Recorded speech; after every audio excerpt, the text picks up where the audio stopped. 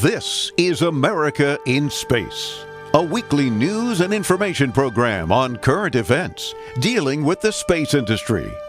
Welcome, and thanks for joining me. I'm David Denault at the desk for Dawn Meyer today. If you've been following our special reports and Tuesday's program, there's still much concern of the war in Ukraine escalating to a third world war or leading to the end of times. Now, some space policy experts say despite the unfolding of Russia's invasion of the Ukraine, the International Space Station should remain at peace.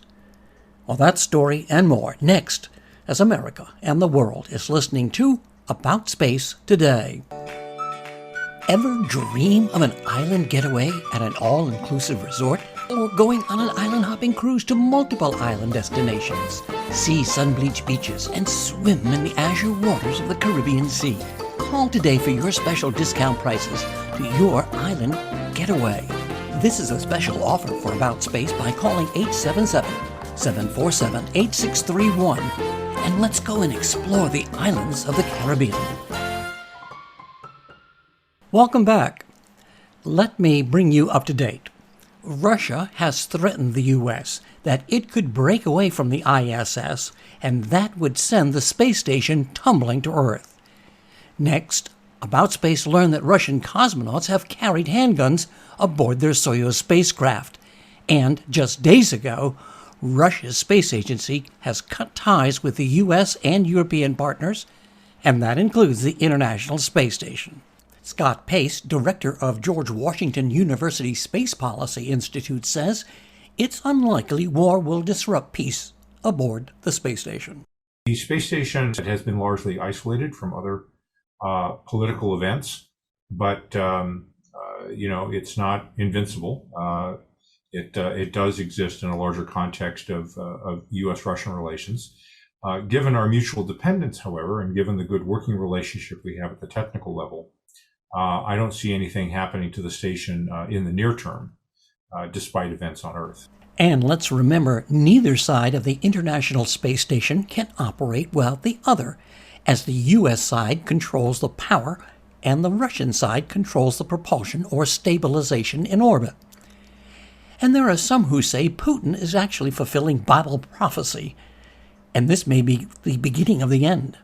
Well, on Tuesday, my special guests were authors Jerry Robb, whose 7-book series about the end times, The End, the book, and retired military veteran and aviator, writer, speaker, and a man who has published over 500 articles and is a teacher of Bible prophecy, Pete Garcia. Jerry Robb says Putin's behavior doesn't match what he's doing in Russia. Putin is a very interesting character. He has put Bibles in all the school systems over there. They're having a big regeneration of Christianity. His grandfather was a Jew and his mother was an Orthodox Christian, Russian Orthodox, and she snuck him away when he was 7 or 8 years old, I believe, maybe 13, and baptized him. And he still, even today, has that baptismal cross with him all the time. God works in mysterious ways, and if he wants this war to happen, it will happen when he wants it to happen, and it will happen ever how he manipulates it to. And I think that he is manipulating Putin into the prelude of this. I doubt that Putin even knows it. He probably doesn't even know the story of Gog and Magog. So what do people take away from this war in Ukraine? What happens next? Coalescing the Magog coalition that will one day come against Israel when that war happens. So we're seeing Russia being pushed into the arms of China. We're seeing Turkey on the fence right now, but really Turkey will end up aligning with Russia and China. And Russia, China, Pakistan, India, these countries all belong to the Shanghai Cooperation Organization, which is sort of an unofficial counter to NATO. So I think what happens is that we're seeing this great divide between the West and the East at this time. Anything you'd like to add, Jerry?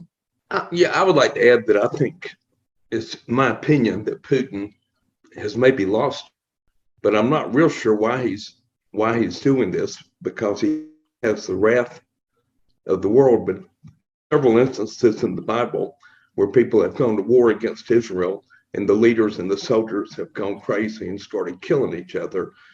And so anything can happen. I know that Putin is not the Putin that was talking 3 years ago. Jerry Robb and Pete Garcia. And join me Tuesday on the Gateway to the Moon. I'm David Denault. Thanks for listening. Be sure to share our program with your family and friends and follow us on Facebook. Join us each week for news and information on America in Space.